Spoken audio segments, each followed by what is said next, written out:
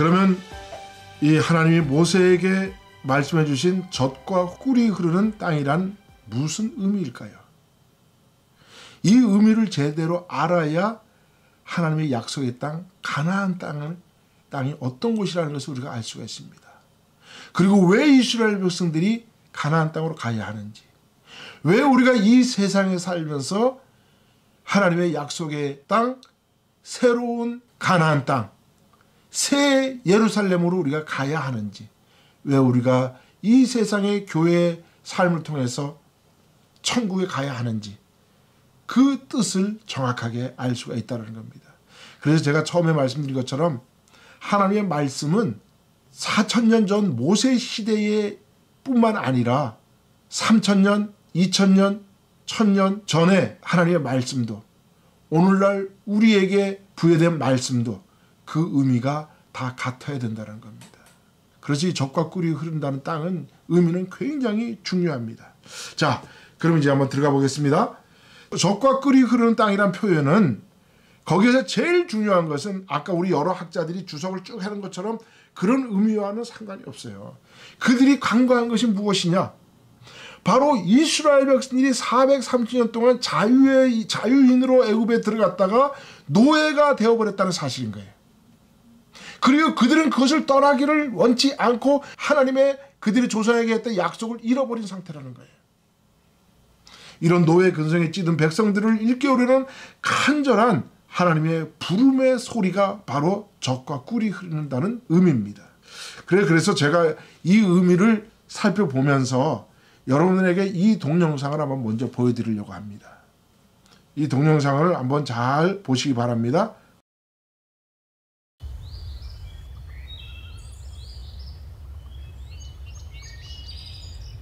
어미는 또 입가에 솜털을 묻히고 있네요.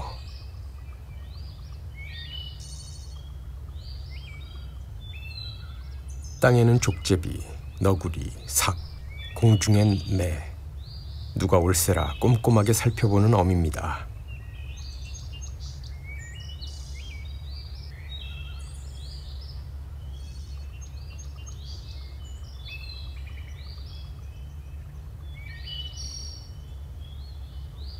평소보다 사방을 경계하는 것이 더 심합니다. 나무를 기어오르는 뱀도 곤란하죠.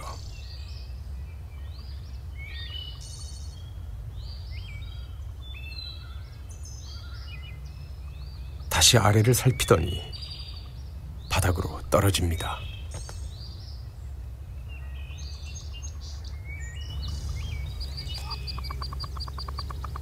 누군가를 부릅니다.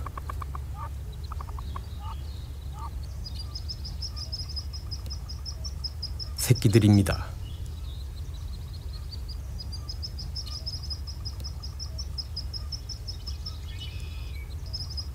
까마득한 높이,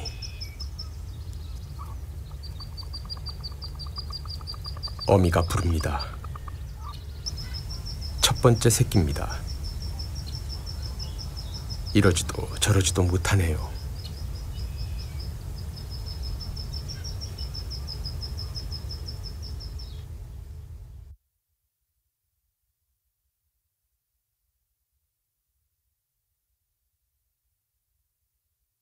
영원히 끝나지 않을 것 같은 아찔한 하강.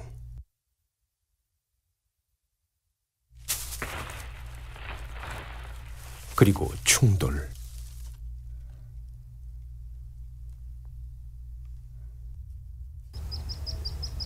다음 차례입니다.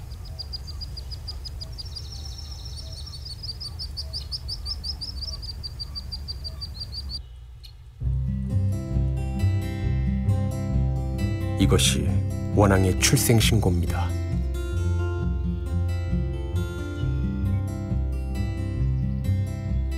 저 작은 날개를 펴고 아래로 떨어집니다.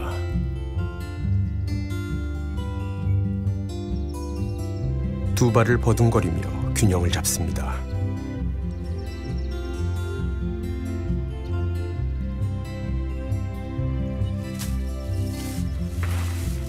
민들레 씨앗 같은 저 가벼운 존재감.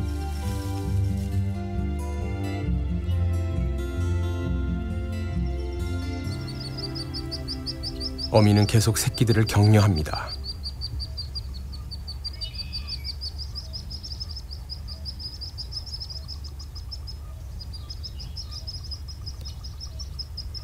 그 신호에 이끌립니다.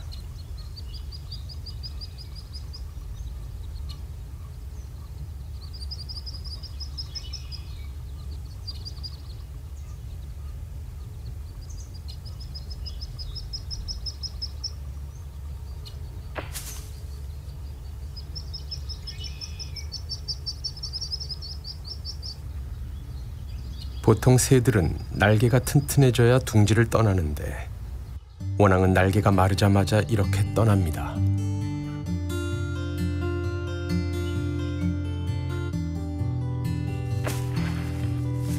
집 떠나면 고생이 시작되죠. 운 나쁘게 장애물을 만날 수도 있습니다.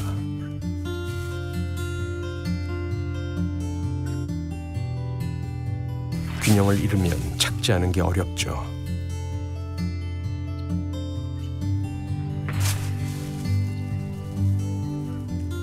미처 예상치 못한 이런 일, 살면서는 더 많이 일어납니다.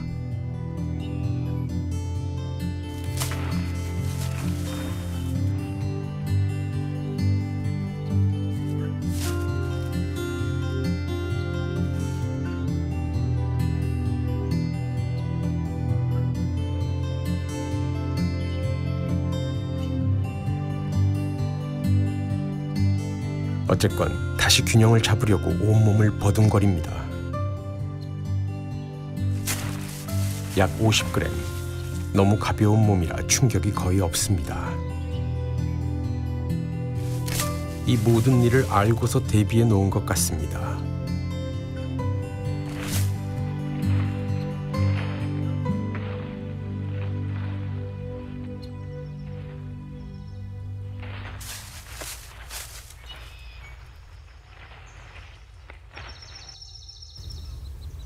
이 과정이 끝날 때까지 어미는 안절부절 못합니다.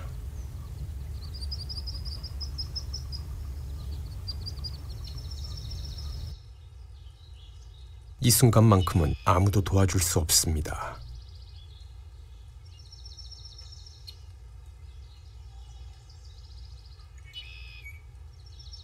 알에서 나와 이 높이에서 떨어지는 원앙 새끼들.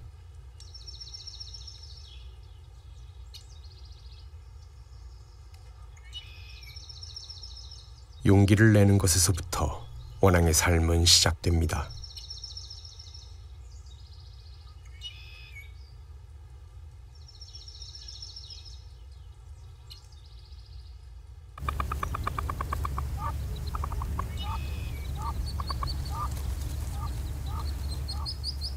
어미는 새끼들을 데리고 물로 가야 합니다.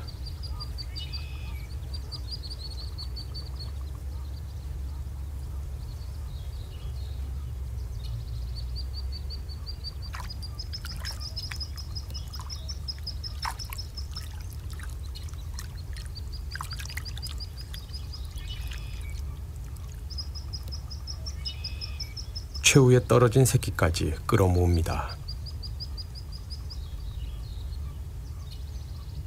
봄날부터 숨겨온 비밀이 이렇게 세상에 나왔습니다.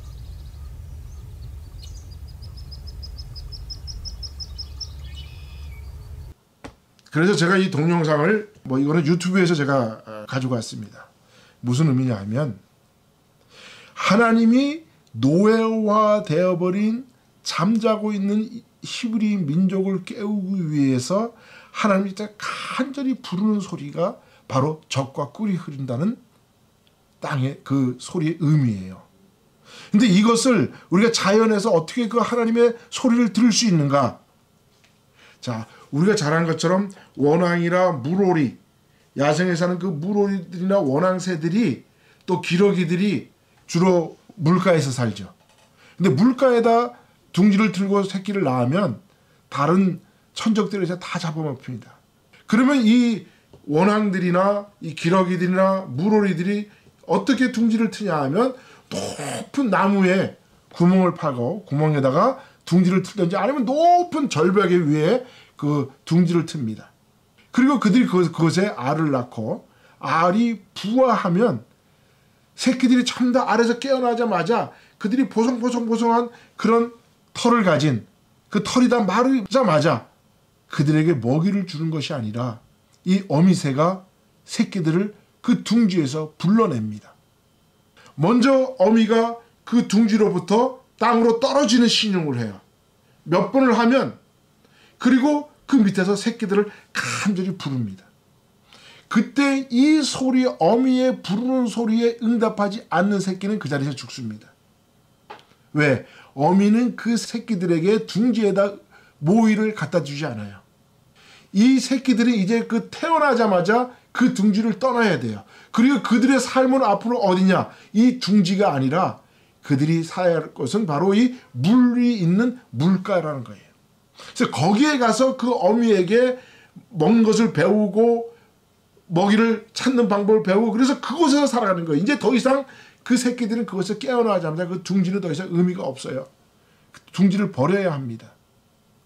그런데 새끼들이 알에서 깨어나자마자 이제 털이 보송보송 마른 이 새끼들이 어미가 부르면 겁이 나서 안 나오죠. 그때 어미가 이 새끼들이 보는 앞에서 둥지에서 떨어지는 신용을 해요. 몇 번이고 떨어지는 신용을 합니다. 그리고서 밑에서 새끼들을 불러댑니다. 그러면 새끼들이 어미의 소리를 듣고 둥지에서 나와서 그 높은 나무 꼭대기에서 떨어지는 거예요. 그래서 그들이 다 떨어지고 나면 어미가 그 새끼들을 데리고 물가에 가서 살아가는 그 동영상을 제가 이렇게 이것을 예로 한번 들은 것입니다. 그러면 이제 정말 젖과 꿀이 흐르는 그 의미가 무엇인지를 한번 살펴보겠습니다.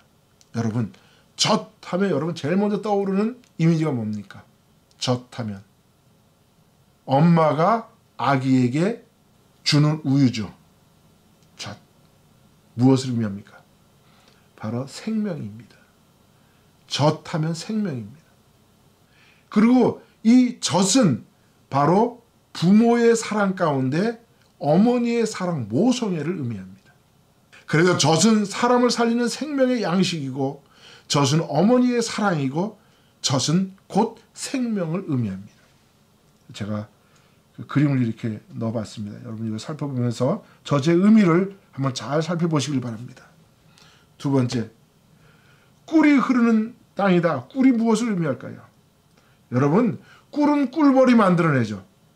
꿀벌은 사회성을 가지고 있습니다. 꿀벌 한 마리를 갖다 놓으면 절대로 꿀을 못 만들어내요.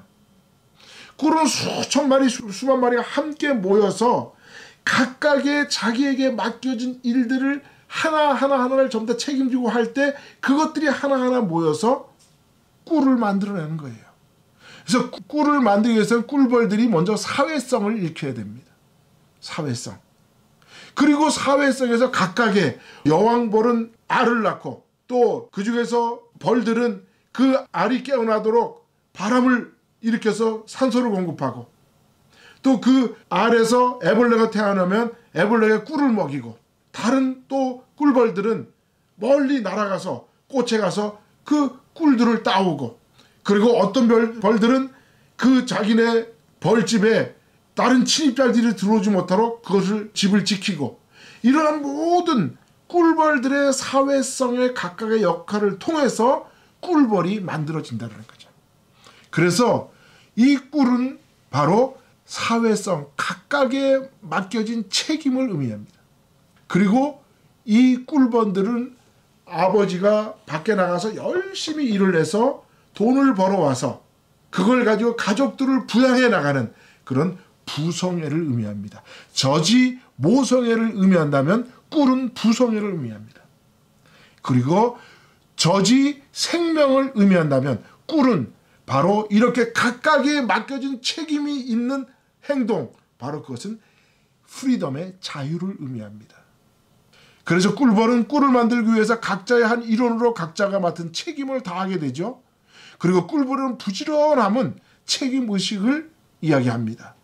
그래서 자유는 가족을 위해서 일하는 아버지의 사랑, 곧 부성애를 의미합니다.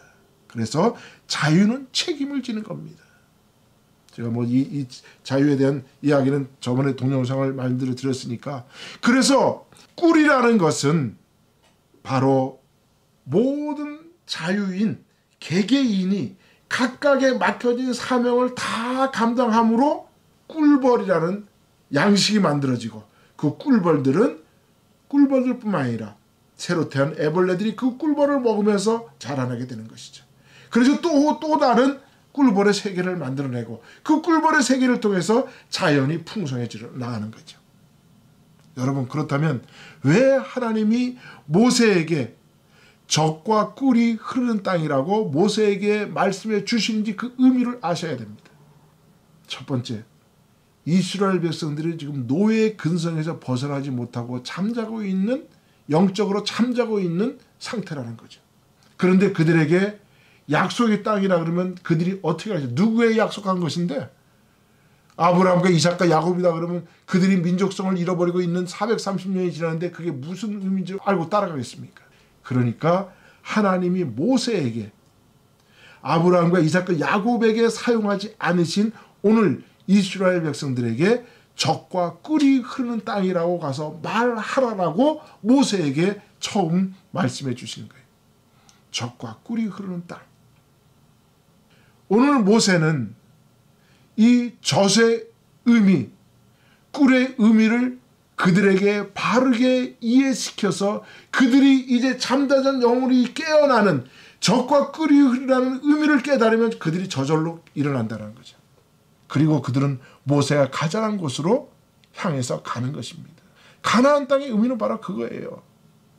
너희들이 그곳에 남아있으면, 둥지에 남아있는 어린 새들이 그 낭떠러지기에 떨어지지 아니하면 그들은 그 둥지에서 굶어 죽는 거예요. 만약에 이스라엘 백성들이 애굽 땅을 떠나지 않으면 그곳에서 살 수는 있어요. 그러나 어떻게 삽니까? 노예로 사는 거예요. 그 노예 상태를 벗어나기 위해서는 어떻게 해야 됩니까? 오늘 모세가 하나님을 통해서 하나님의 그 간절한 그 사랑의 부름, 모세의 입을 통해서 오늘 어미새가 새끼새들을 향해서 부르는 간절한 그 부름, 그 사랑의 부름에 응답하게 하기 위해서는 그 가나안 땅은 바로 젖과 꿀이 흐르는 땅이다라고 이야기해야 이스라엘 백성들이 따라 나선다는 거죠. 그래서 이스라엘 백성들이 잠자던 노예가 돼버린 이스라엘 사람들이, 히브리 사람들이 모세가 오늘 하나님이 우리 조상에게 약속한 약속의 땅, 젖과 꿀이 흐르는 가나안 땅으로 가자고 할 때 그들이 모든 짐을 다 싸고 모세를 따라 나설 수 있었다는 거예요. 여러분 한번 생각해 보세요. 모세만 따라 나섰을까요? 히브리 사람들만 따라 나섰을까요? 그 당시에 애굽에 얼마나 많은 다른 민족의 노예들도 있었을 거예요. 그때 그들이 다 따라 나섰을 거예요, 아마. 그렇게 따라간 사람들이 미디안 사람들이고, 미디안 사람들은 나중에 겐 족속이 되고, 겐 족속이 나중에 레갑 족속이 되고, 레갑 족속이 이스라엘의 최고의 신앙의 모범을 보인 사람들이잖아요. 그 레갑 족속. 그 사람들이 바로 예레미야서에 나오는 35장에 나오는 레갑 족속이에요. 왜 그들이 따라 나섰을까요? 다 함께. 왜? 그 가나안 땅은 하나님의 말씀과 약속이 있는 젖과 꿀이 흐르는 땅이기에, 다른 말로 표현하면 생명과 자유가 넘치는 약속의 땅이기 때문에 따라 나가는 거예요. 여러분, 우리가 오늘날 이 세상에서 고통과 고난 가운데 이 세상에 살아가지만 우리가 왜 천국을 소망하고 살아갑니까? 그 천국은 바로 하나님의 생명과 자유가 넘쳐나는 땅이기에 오늘 우리는 그 약속을 믿고 오늘 살아가는 거예요. 하나님이 오늘 모세에게 젖과 꿀이 흐르는 땅이라는 것은 오늘 새끼새를 불러내는 어미의 그 간절함, 그 애절함, 새끼들을 살려야만 하는 그 사명의 소리, 그 소리가 섞여 있는 그 목소리가 바로 젖과 꿀이 흐른다는 땅이라는 뜻이에요. 그 젖과 꿀이 흐르는 땅은 바로 하나님이 우리 인류에게 주시고자 하시는 생명과 자유가 넘친다는 땅이라는 뜻이죠. 젖은 생명이여 꿀은 자유를 의미하는 약속의 땅. 여러분 함께 가시지 않으시겠습니까? 함께 갑시다. 내 아버지 집으로. 할렐루야. 감사합니다.